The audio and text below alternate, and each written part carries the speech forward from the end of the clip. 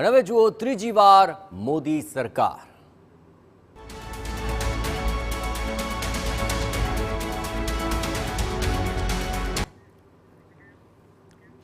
તો એનડીએ ગઠબંધનને મહત્વપૂર્ણ સમાચાર આવી રહ્યા છે।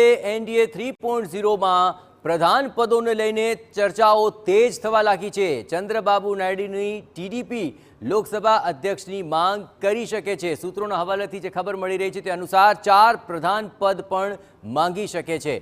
તો હવે આ તમામ મહત્વપૂર્ણ ગતિવિધિઓ હવે શરૂ થઈ છે, કારણ કે એનડીએ ગઠબંધનને લઈને સાથી પક્ષોને સાથે લઈને જ સરકાર બનશે અને તેને લઈને હવે એન ફેક્ટર આ નવી સરકારમાં કેટલું અસરકારક સાબિત થાય છે અને તેને લઈને શું તડજોડ થાય છે, શું પ્રકારની માંગ થાય છે, તે તમામ બાબતો હવે અત્યંત મહત્વપૂર્ણ બની રહેશે। પરંતુ હાલ જે વિગતો મળી રહી છે તે અનુસાર એનડીએ ગઠબંધનને લઈને હાલ તો પ્રધાન પદોને લઈને ચર્ચાઓ શરૂ થઈ છે। પ્રધાન પદ કોને મળશે, કોણ કયા પ્રધાન પદ માંગશે, અને તેમાં ખાસ કરીને ચંદ્રબાબુ નાયડુ અને નીતિશ કુમાર આ બંને એનડીએના ઘટક પક્ષો છે અને તેમાં તેઓ જો સહભાગી બની રહ્યા છે તો સરકારમાં પણ સહભાગી બનશે તે વાત નિર્વિવાદ છે। અને એટલું જ નહીં, કયા પ્રધાન પદ માંગે છે અને તેને લઈને શું ચર્ચાઓ થાય છે તે અત્યંત મહત્વપૂર્ણ બની રહેશે।